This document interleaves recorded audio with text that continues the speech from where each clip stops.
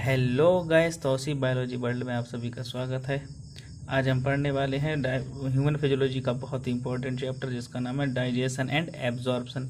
तो जो हमारे चैनल पर नए हों या जिन्होंने अभी तक हमारा चैनल सब्सक्राइब नहीं किया है तो हमारे चैनल को सब्सक्राइब कर लें ताकि हर एक नई वीडियो की नोटिफिकेशन सबसे पहले आप तक पहुँच सके। तो चलिए बिना किसी देरी के पढ़ना शुरू करते हैं। Digestion and absorption food basic requirement है फॉर आर लिविंग ऑर्गेनिज्म के लिए। ये जो हमारा फूड है, फूड एक बेसिक रिक्वायरमेंट है फॉर आल लिविंग ऑर्गेनिज्म के लिए, आल लिविंग ऑर्गेनिज्म के लिए। अब चाहे वो प्लांट हो या एनिमल हो, सभी लिविंग ऑर्गेनिज्म के लिए फूड बेसिक रिक्वायरमेंट है। फूड के मेजर कंपोनेंट कौन से होते हैं? फूड के मेजर कंपोनेंट होते हैं carbohydrate, protein and fat. Carbohydrate, protein and fat, लेकिन स्मॉल अमाउंट प्रेजेंट होता है। स्मॉल अमाउंट में फूड में प्रेजेंट होते हैं विटामिन्स। स्मॉल अमाउंट में फूड में हमें प्रेजेंट होते हैं विटामिन्स एंड मिनरल्स। देखिए, हम फूड लेते क्यों हैं? फूड से हमें पहली बात तो एनर्जी मिलती है, दूसरी बात हमें ऑर्गेनिक मटेरियल मिलता है। ऑर्गेनिक मटेरियल का हम करते क्या हैं? ऑर्गेनिक मटेरियल मिलता है जिससे हमें हमारे जो टिश्यू डैमेज हो जाते हैं उसके रिपेयर में काम आता है। जैसे कि चोट लग गई या लगातार हमारी जो स्किन की डेड सेल्स होती हैं ये हटती रहती हैं, या फिर हमें चोट लग जाती है तो उस घाव के भरने के लिए, या हमारे इंटरनल को चोट लग जाती है उसको भरने के लिए, इसलिए हमें फूड की आवश्यकता होती है। एक तो एनर्जी के लिए और दूसरी टिश्यू रिपेयरमेंट के लिए। ठीक है, तो देखिए एनसीईआरटी से देखते हैं। Food is one of the basic requirement of all living organism. The major component of our food are carbohydrate, protein and fat. Vitamins and minerals are also required in small quantities. Food provide energy and organic material for growth and repair of tissue. और food के साथ साथ हम क्या लेते हैं? Water. देखिए, food के साथ साथ हम वाटर भी लेते हैं। वाटर का क्या उपयोग है? वाटर पहली बात तो इम्पॉर्टेंट रोल प्ले करता है। इम्पॉर्टेंट रोल इन मेटाबॉलिज्म और बॉडी को डिहाइड्रेशन से बचाता है। डिहाइड्रेशन से बॉडी को प्रिवेंट करता है। डिहाइड्रेशन। हम फूड लेते हैं, फूड में क्या होता है? मेनली कार्बोहाइड्रेट, प्रोटीन, लिपिड और स्मॉल अमाउंट में विटामिन्स एंड मिनरल्स भी पाए जाते हैं। फूड के साथ साथ हमें फूड अच्छा लेते क्यों हैं? एनर्जी के लिए और ऑर्गेनिक मटेरियल के लिए। ऑर्गेनिक मटेरियल से टिश्यू रिपेयर होता है। वाटर और एनर्जी से हमें, और जैसे रेस्पायरेशन प्लांट है तो वो फोटोसिंथेसिस करेगा, इन सब के लिए ज़रूरी है। और फोटोसिंथेसिस से ही तो प्लांट फूड बनाता है। प्लांट जो होता है वो ऑटोट्रॉफिक होता है। देखिए, फूड बेसिक रिक्वायरमेंट है, चाहे प्लांट हो या एनिमल। प्लांट होंगे तो वो अपना फूड स्वयं बना लेंगे, लेकिन जो एक्सेप्ट इंसेक्टिवोरस प्लांट को छोड़ करके, इंसेक्टिवोरस प्लांट को इंसेक्ट पर डिपेंड रहना पड़ता है क्योंकि उनमें नाइट्रोजन नहीं पाई जाती। वो नाइट्रोजन डिफिशियंट एरिया में ग्रो करते हैं, इसीलिए उन्हें इंसेक्ट को नाइट्रोजन के लिए मार के खाना पड़ता है, क्योंकि इंसेक्टिवोरस प्लांट में नाइट्रोजन की कमी होती है, इसीलिए वो इंसेक्ट को मार करके उससे नाइट्रोजन लेते हैं। लेकिन वो सेमी ऑटोट्रॉफ होते हैं, जबकि और अदर ग्रीन प्लांट पूरी तरीके से ऑटोट्रॉफ होते हैं। फूड से एनर्जी मिलती है, ऑर्गेनिक मटेरियल मिलता है जो कि इसके टिश्यू रिपेयर के लिए है, ज़रूरी है। वाटर से हमें देखिए क्या मिलता है? Water play important role play करता है मेटाबॉलिज्म में। अगर वाटर होगा ही नहीं तो हमारी जो रिएक्शन है उनके लिए हम मीडियम कहाँ से लाएंगे? अगर कोई भी रिएक्शन करानी है तो उस रिएक्शन के लिए मीडियम भी तो चाहिए, तो वो मीडियम प्रोवाइड कराता है हमें वाटर। चाहे वो एंजाइम के लिए मीडियम प्रोवाइड कराना हो, चाहे वो हार्मोन्स के लिए मीडियम प्रोवाइड कराना हो, चाहे वो साइटोप्लाज्म में मिलना हो, या फिर प्रोटोप्लाज्म में, हर कहीं के लिए। देखिए इवन हमारा ब्लड होता है, ब्लड में ब्लड प्लाज्मा होती है, उसका भी 90% पार्ट वाटर होता है। वाटर मिलन में भी 90 से 92% वाटर होता है, और प्लाज्मा में भी 90% वाटर होता है। देखिए water play important role in metabolism में, और बॉडी को डिहाइड्रेशन से भी बचाता है। हम जो फूड एब्जॉर्ब करते हैं, हम जो फूड खाते हैं, ईट करते हैं हम जो फूड, उस फूड को हम सीधे उस फूड में देखिए बायो मैक्रो मालिक्यूल होंगे। बायो मैक्रो मालिक्यूल जो क्या होते हैं, कार्बोहाइड्रेट, प्रोटीन एंड फैट, ये तीनों इन तीनों को, कार्बोहाइड्रेट, प्रोटीन, फैट, इन तीनों को कहते हैं बायो मैक्रो मालिक्यूल। ये फूड में प्रेजेंट होंगे, तो ये एज सच हमारी बॉडी ने इस्तेमाल नहीं कर सकती है, एज सच इन्हें हमारी बॉडी यूटिलाइज नहीं कर सकती है। इसीलिए हमें क्या करना पड़ता है, इनका डाइजेशन, मतलब स्मॉल लार्ज मॉलिक्यूल को छोटे छोटे मॉलिक्यूल में तोड़ना पड़ेगा, ताकि वो हमारी सेल इससे इन चीज़ों को आसानी से एब्जॉर्ब कर ले। ठीक है, देखिए water water we take in play an important role in metabolic reaction and also prevent dehydration of the body. Bio macro molecule in the food can not be utilize by our body. कहना bio macro molecule, हमारी food एक bio macro molecule को हमारी body एकदम से utilize नहीं कर सकती इन देयर ओरिजिनल फॉर्म में। Bio macro molecule in food can not be utilize by our body in their original form, they have to be broken down and convert into simple substance in the digestive system. The process of conversion of complex food substance to simple absorbable form is called digestion and is carried out by our digestive system by mechanical and biochemical process. हमारा biochemical system food को दो तरीके से digest करता है, mechanical system and mechanical method and biochemical method. General organization of human digestive system so in the figure 16.1। देखिए पहले पढ़ते हैं digestive system. Digestive system mainly दो कंपोनेंट का बना होता है। मेनली डाइजेस्टिव सिस्टम दो कंपोनेंट का बना होता है। एक तो एलिमेंट्री, एक होता है एलिमेंट्री कैनाल, और दूसरा एसोसिएटेड ग्लैंड।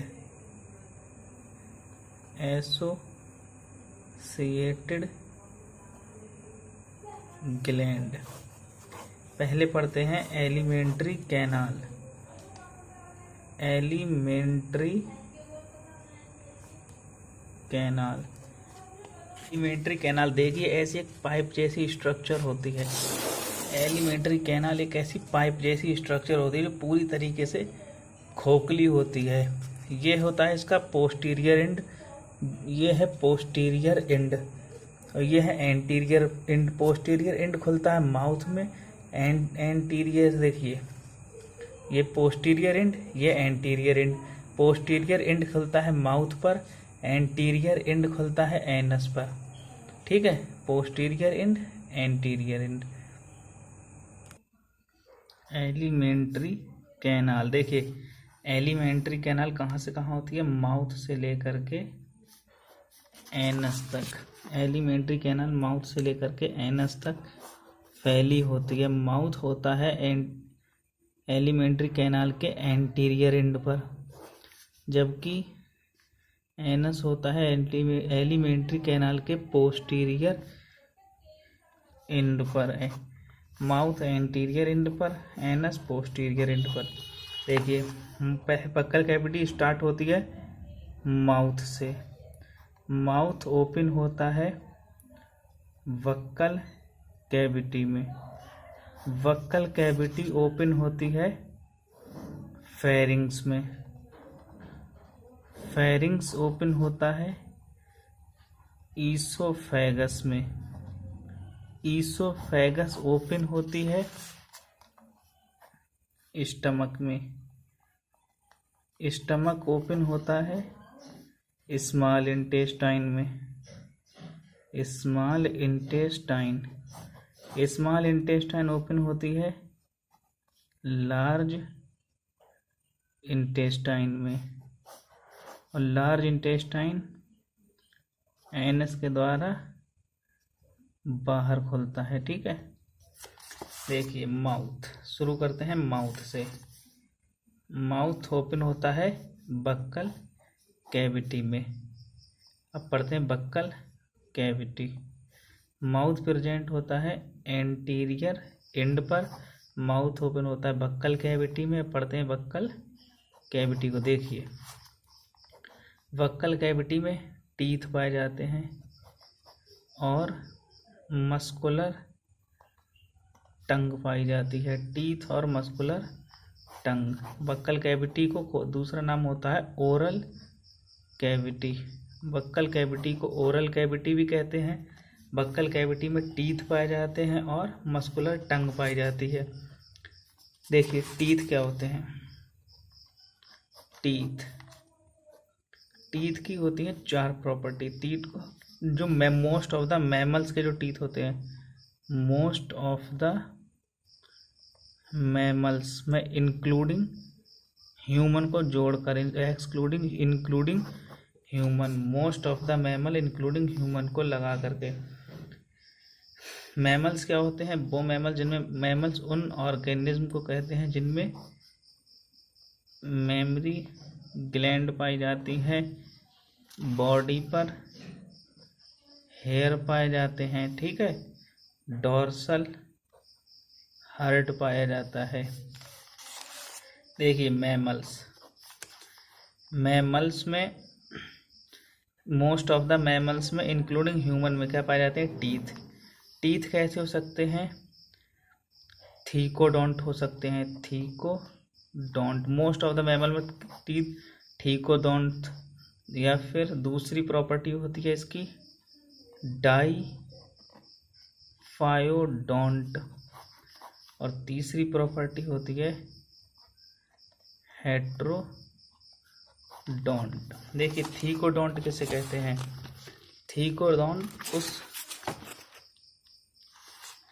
थीकोडोंट उन टीथ को कहते हैं जिनमें टीथ एक बोनी सॉकेट में धसे होते हैं। जिनमें टीथ बोनी सॉकेट में धसे होते हैं। देखिए ये है बोनी सॉकेट, इसमें ये टीथ धसा हुआ है। इस टीथ को कहते हैं, इस प्रकार के टीथ को कहते हैं क्या? Thecodont teeth. डाईफायोडोंट क्या होता है? डाईफायोडोंट, मोस्ट ऑफ द मैमल्स में टीथ पूरी लाइफ में 2 टाइम निकलते हैं।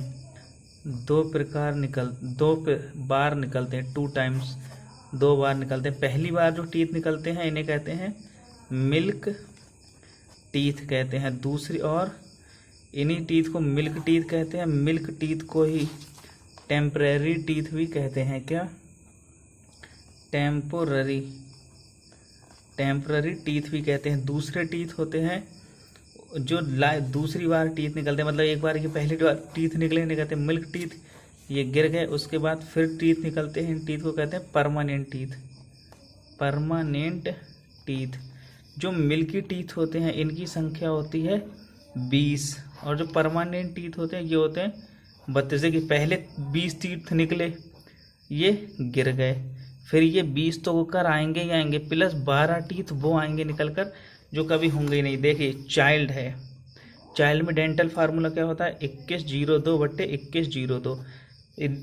डेंटल फार्मूला क्या होता है? डेंटल फार्मूला होता है ऊपर के हाफ जाके, ऊपर के मतलब अपर हाफ जाके टीथ, और लोअर हाफ जाके टीथ।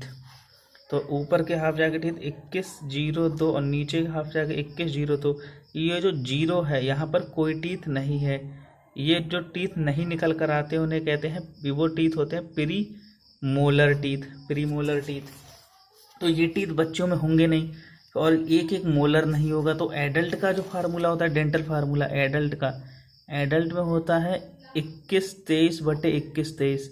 जोड़िए 2 1 3 2 5, 5 2 3 2 2 2 4 1 5, ऊपर 2 से गुणा करेंगे ऊपर 10, नीचे पूरी जा को जोड़ेंगे 2 से गुणा करेंगे 10, टोटल तीत 10/10 टोटल तीत हो गए। इसमें मैथ की तरह जोड़ भाग करके ये काट मत देना, नहीं तो एक आ जाएगा। इन दोनों को जोड़ना होता है, 10 + 10 हो जाएंगे 20 तीत।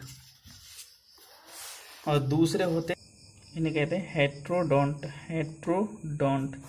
हेट्रोडोंट हमारी बॉडी में 4 विभिन्न 4 डिफरेंट टाइप के टीथ होते हैं। 4 डिफरेंट टाइप के टीथ होते हैं। 4 डिफरेंट टाइप के टीथ होते हैं। 4 डिफरेंट टाइप के टीथ होते हैं।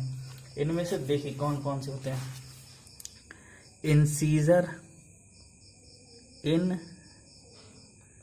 Incisor, canine, premolar and molar. ये जो तुम फार्मूला लिखते हैं, अभी डेंटल फार्मूला लिखा था 2102/2102, ये चाइल्ड का था। और चाइल्ड में ये देखिए premolar, incisor, canine, premolar, molar. Incisor 2, canine 1, premolar 0, molar 2। Incisor 2, canine 1, premolar 0, molar 2। जबकि एडल्ट का फार्मूला क्या होता है? एडल्ट का होता है 23/21/23। Incisor, canine, premolar, molar. ये जो टीथ है, टीथ की ये जो स्ट्रक्चर होती है ऊपर सफ़ेद सफ़ेद, इस स्ट्रक्चर को कहते हैं इनेमिल। इनेमिल ये हार्डेस्ट सब्सटेंस होता है पूरी बॉडी का। ये पूरी बॉडी का हार्डेस्ट सब्सटेंस होता है।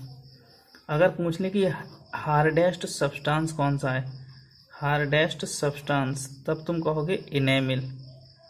इनेमिल। अगर पूछ ले कि हार्डेस्ट टिश्यू होता है बोन। हार्डेस्ट सब्सटेंस होता है इनेमिल, हार्डेस्ट टिश्यू होता है बोन। अब पढ़ते हैं एलिमेंट्री कैना, टंग के बारे में। अब पढ़ते हैं टंग के बारे में। देखिए बक्कल कैविटी में 2 चीज़ें थी ना, एक तो बक्कल कैविटी में टीथ था, दूसरा टंग था। टीथ तो पढ़ लिया, पढ़ते हैं टंग के बारे में। टंग मस्कुलर स्ट्रक्चर होती है। टंग मस्कुलर स्ट्रक्चर होती है और ये फ्री मूवेबल होती है। फ्री मूवेबल होती है। अगर ये फ्री मूवेबल नहीं होती तो हम बोल ही नहीं पाते।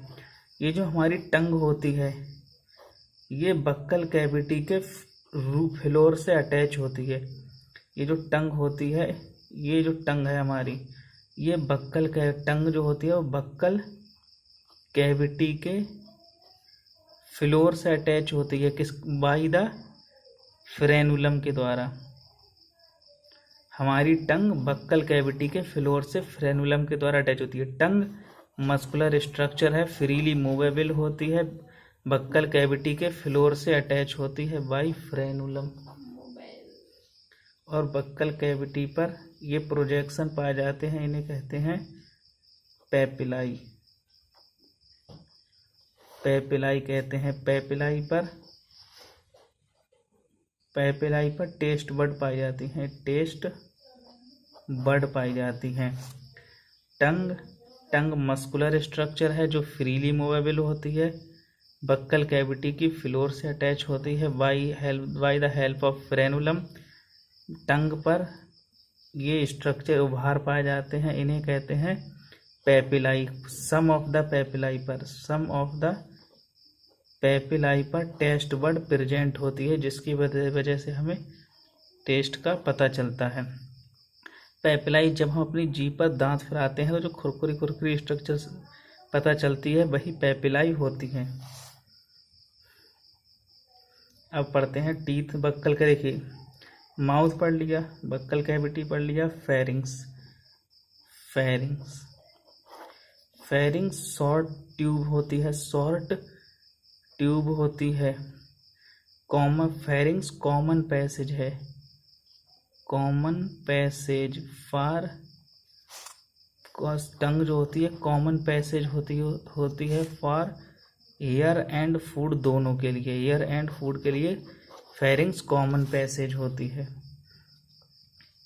फेरिंग्स खुलती है ईसोफेगस में, ईसोफेगस में फेरिंग्स खुलती है ईसोफेगस में।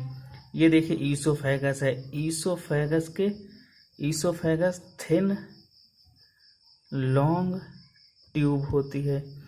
ईसोफेगस के ही बगल में एक और ट्यूब होती है, इसे कहते हैं ट्रैकिया, इसे कहते हैं ट्रैकिया। ट्रैकिया को ही कहते हैं विंड पाइप, ट्रैकिया को कहते हैं विंड पाइप। यह है ईसोफेगस।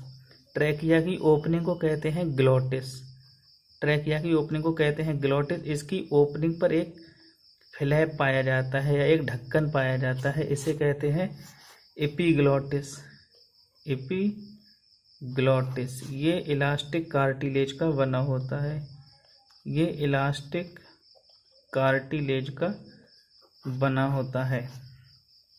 जब हम फूड खाते हैं तब ये फ्लैप इसको ढक देता है। देखिए ट्रैकिया है, ये ईसोफेगस है। जब हम भोजन खाते हैं तब ये ट्रैकिया को, ये फेरिंग्स इसको ढक देता है और ये फूड यहाँ ना जाकर यहाँ चला जाता है। ठीक, अगर ये खुला रह गया तो फूड यहाँ की बजाय यहाँ चला जाता है। इसकी वजह से जब हम खाना खा रहे होते हैं तब अगर कभी ये वर्क ना कर पाए सही से तो ये फूड ट्रैकिया में चला जाता है और हम खांसने लगते हैं। इतनी तेज़ी से खांसते हैं कि जो फूड हमारी ट्रैकिया में गया होता है वो तुरंत बाहर आ जाता है।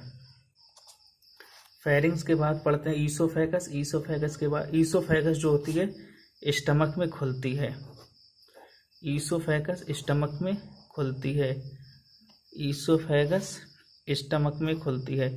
और ईसोफेगस स्टमक में जहाँ पर खुलती है वहाँ पर एक स्फिंक्टर प्रेजेंट होता है। उस स्फिंक्टर को कहते हैं gastro oesophageal sphincter, gastro oesophageal sphincter.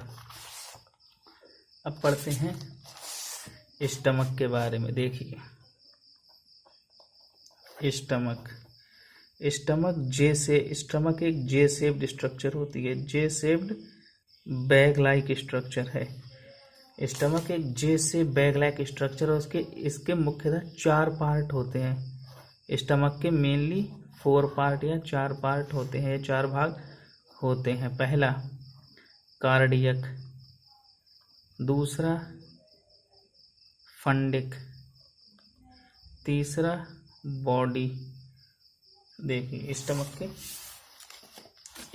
के 4 पार्ट होते हैं। स्टमक के पहला कार्डियक, दूसरा फंडिक, पहला कार्डियक, दूसरा फंडिक, तीसरा बॉडी और चौथा पाइलोरिक। कार्डियक पोर्शन वो होता है, वह पोर्शन है जहाँ पर ईसोफेगस खुलती है या ओपन होती है। और फंडिक पोर्शन इसके बाद होता है। और ये जो बॉडी होता है, बॉडी ये मेन पोर्शन है, मेन स्टमक का मेन पोर्शन बॉडी होता है। पाइलोरिक रीजन वो रीजन है स्टमक का जो स्मॉल इंटेस्टाइन के, देखिए ये होता है कार्डियक, ये होता है फंडिक, ये होता है बॉडी। ये देखिए स्टमक की स्ट्रक्चर, ये देखिए ये होता है कार्डियक जहाँ पर ईसोफेगस खुलती है, ये है फंडस, ये है बॉडी जो मेन पार्ट होता है, ये पाइलोरिक रीजन है। यहाँ पर एक इंस्फिक्टर पाया जाता है, इस इंस्फिक्टर को कहते हैं इस इंस्फिक्टर को कहते हैं पाइलोरिक स्फिंक्टर, स्फिंक्टर। और यहाँ पर एक इंस्फिक्टर पाया जाता है, इस इंस्फिक्टर को कहते हैं gastro oesophageal sphincter, gastro oesophageal sphincter. Oesophagus जहाँ खुलती है वो पोर्शन कहलाता है कार्डियक। एक स्फिंक्टर पाया जाता है जिसे कहते हैं गैस्ट्रो ईसोफेजियल स्फिंक्टर।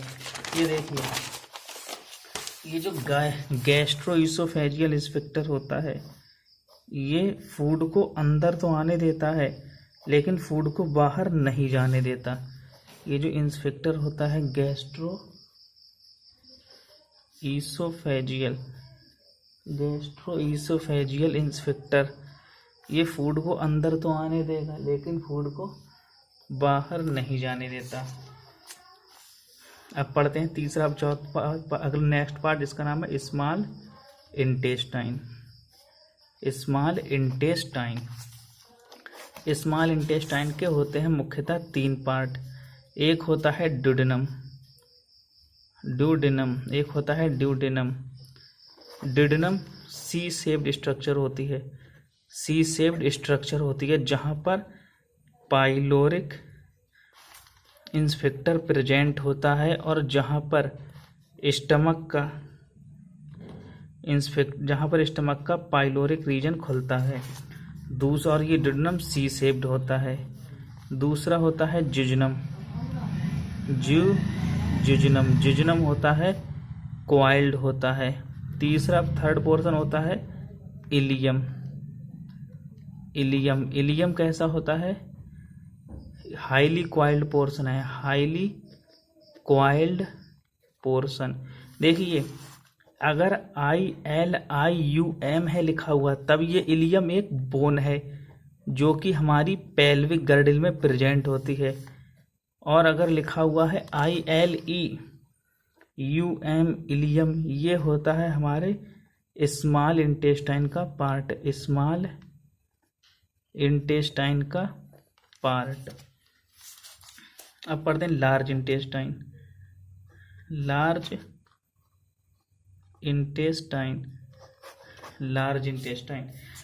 इंटेस्टाइन के भी 3 पार्ट होते हैं। पहला होता है सीकम, दूसरा कॉलन, पहला सीकम, दूसरा कॉलन, तीसरा रेक्टम। देखिए सीकम एक स्मॉल ब्लाइंड सैक होता है, स्मॉल ब्लाइंड सैक पोर्शन है। ब्लाइंड सैक उस पोर्शन को, इस चीज को ब्लाइंड सैक कहते हैं बायोलॉजी में जिसमें एक ही ओपनिंग प्रेजेंट हो, उसे कहते हैं ब्लाइंड सैक। ये देखिए ये है हमारा सीकम। सीकम में ये जो स्ट्रक्चर निकली होती है इसे कहते हैं बर्मीफॉर्म अपेंडिक्स। बर्मीफॉर्म अपेंडिक्स ये ह्यूमंस में वेस्टिजियल होती है, ठीक है।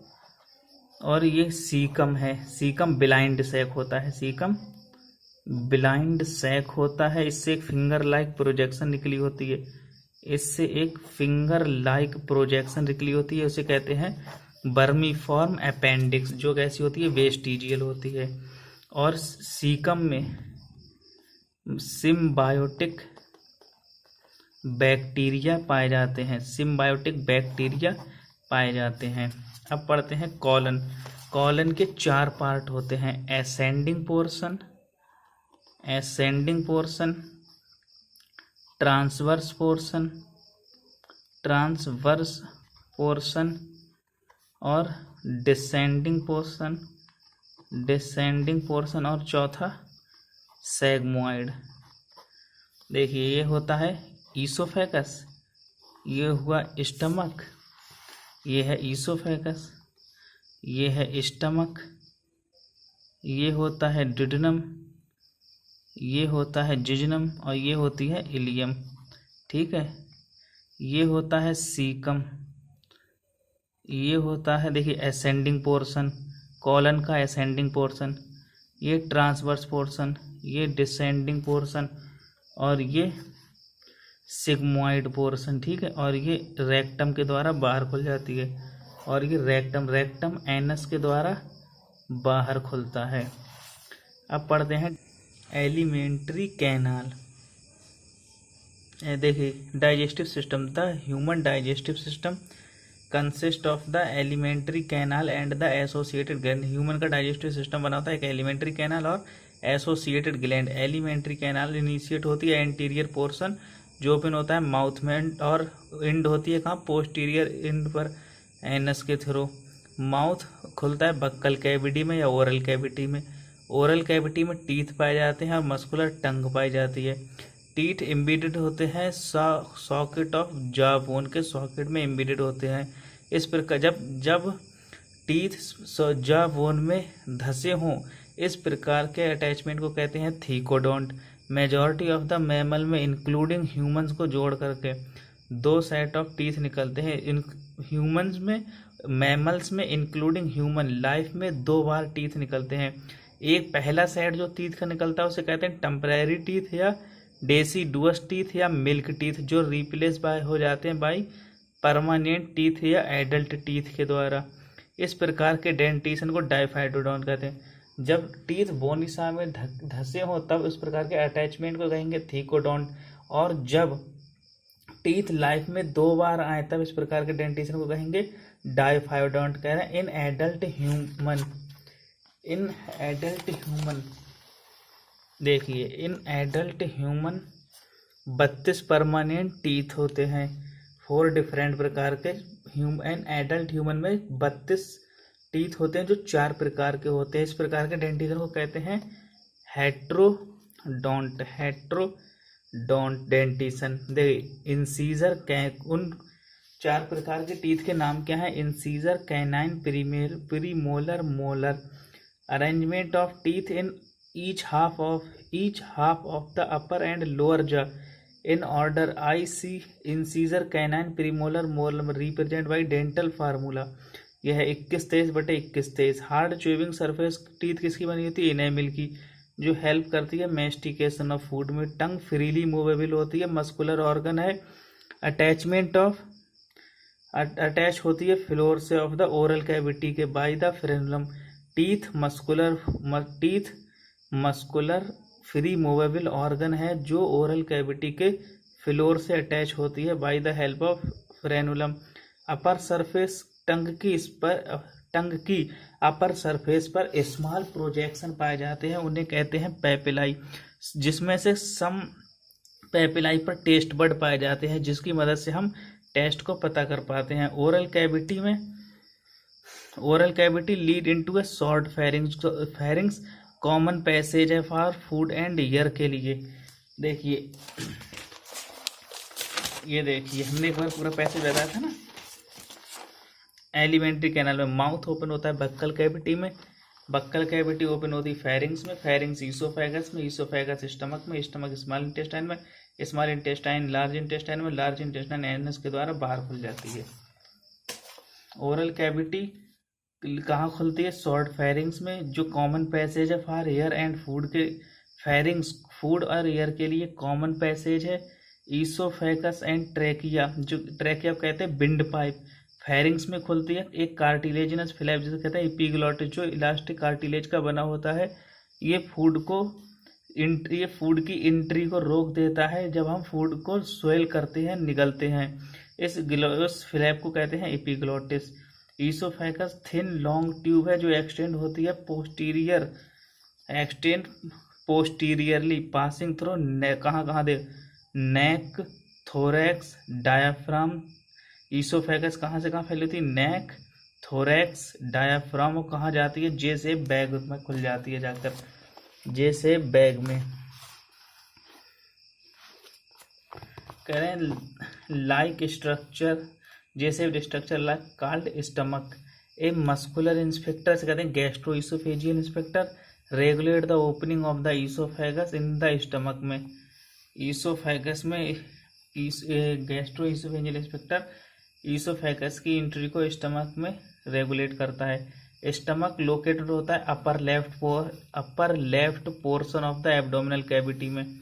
इसके 4 पार्ट होते हैं। कार्डियक, जहाँ पर ईसोफेगस खुलती है, फंडिक रीजन, और बॉडी जो मेन सेंट्रल रीजन है, पाइलोरिक रीजन में, जहाँ पर first part of the small intestine के फर्स्ट पार्ट में कौन खुलता है? Pyloric reason.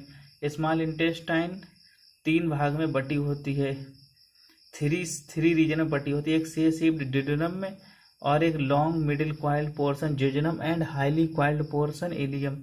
Opening of stomach की ओपनिंग डिडनम में रेगुलेट होती है बाय पाइलोरिक इंस्पेक्टर के द्वारा। इलियम ओपन होता है लार्ज इंटेस्टाइन में।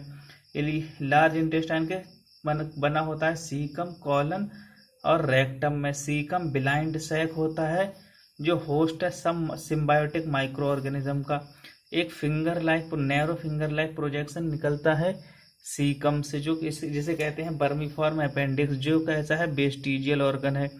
रेक्ट सीकम से निकलता है। सीकम ओपन होता है कॉलम में। कॉलम डिवाइड होता है 4 पार्ट में, एन असेंडिंग, ट्रांसवर्स, डिसेंडिंग, और एक सिग्मोइड कॉलन में। डिसेंडिंग पार्ट ओपन होता है रेक्टम में, जो ओपन होता है और थ्रू द एनस। अब करते हैं एलिमेंट्री कैनाल की लेयर के वाल्स के बारे में। देखिए हमारी एलिमेंट्री कैनाल जो होती है इस तरीके की पूरी पाइप है, तो इस पाइप में 4 लेयर होंगी, 1 2 3 4। ये ल्यूमन है, इसमें 4 प्रकार की लेयर्स। हमारी जो एलिमेंट्री कैनाल है, जो देखिए इस तरीके का एलिमेंट्री कैनाल हमारी एक पाइप के समान होती है इस तरीके से। तो इसमें 4 प्रकार की लेयर से मिलकर ये बना होता है, जिसमें सबसे आउटर साइड होता है। सबसे इसमें देखिए 4 लेयर हैं। जो आउटर लेयर होती है इसे कहते हैं सीरोसा, और इसके अंदर जो होती है इसे कहते हैं मस्कुलरिस लेयर। इसके अंदर जो होती है उसे कहते हैं सब म्यूकोसा। जो सबसे अंदर होती है उसे कहते हैं म्यूकोसा। सीरोसा होती है मीजोथीलियम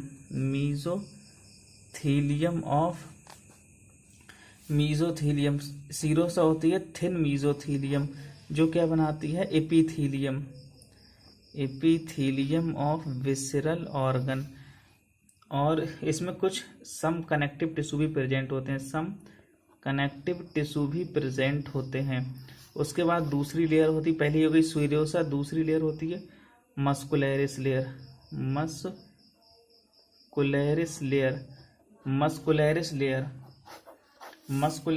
में देखिए, मस्कुलरिस लेयर में आउटर साइड पर लॉन्गिट्यूडनल मसल्स होती हैं, इनर साइड पर सर्कुलर मसल्स होती हैं, लेकिन कहीं कहीं पर लॉन्गिट्यूडनल मसल्स भी पाई जाती हैं।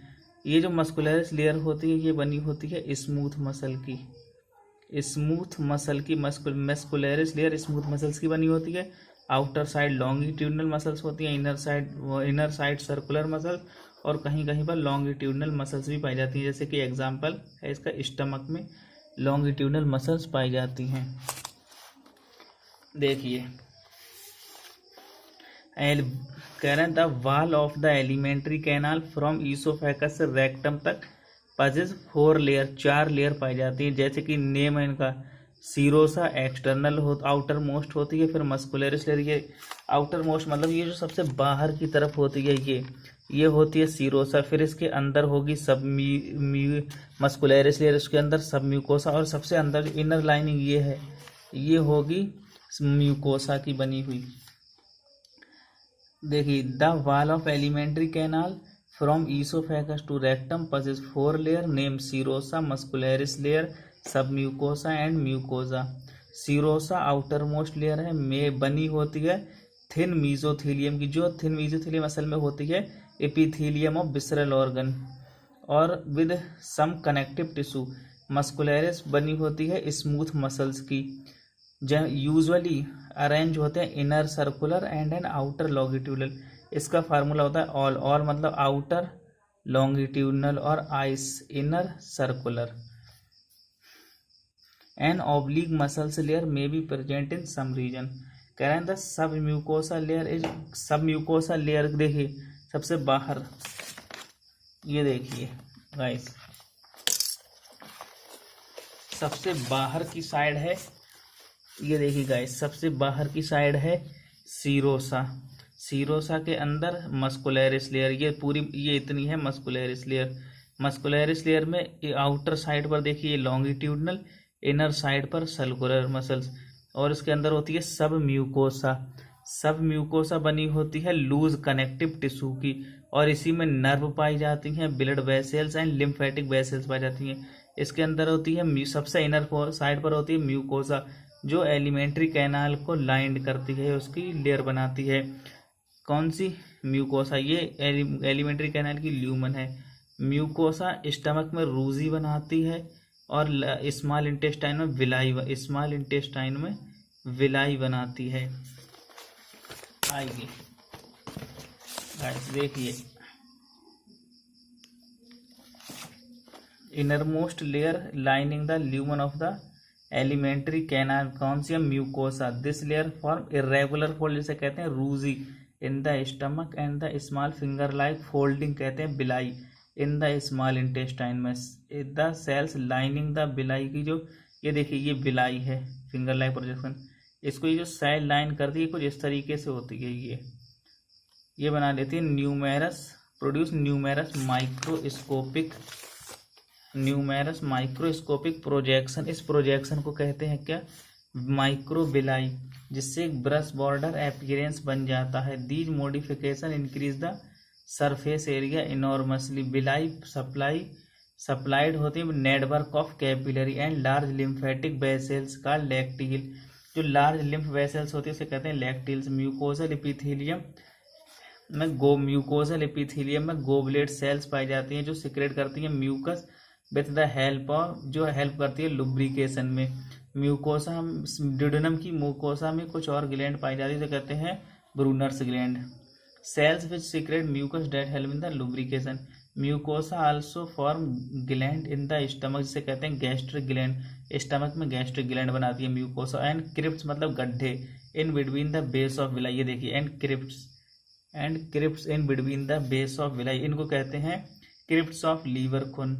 कह रहे हैं all the 4 layer show modification show करती हैं सभी, ऑल द 4 लेयर सभी की सभी चारों लेयर मॉडिफिकेशन शो करती हैं different part of the alimentary canal में। मैंने डाइजेस्टिव ग्लैंड के वीडियो की लिंक डिस्क्रिप्शन में दे दी है, वहाँ से जाके वीडियो को देख लें और डाइजेस्टिव सिस्टम को कंप्लीट पढ़ लें। गाइस वीडियो पसंद आई हो तो वीडियो को लाइक करें, अपने दोस्तों के साथ शेयर करें और चैनल को सब्सक्राइब करना ना भूलें ताकि नई वीडियो की नोटिफिकेशन आप तक पहुंच सके। Thank you guys.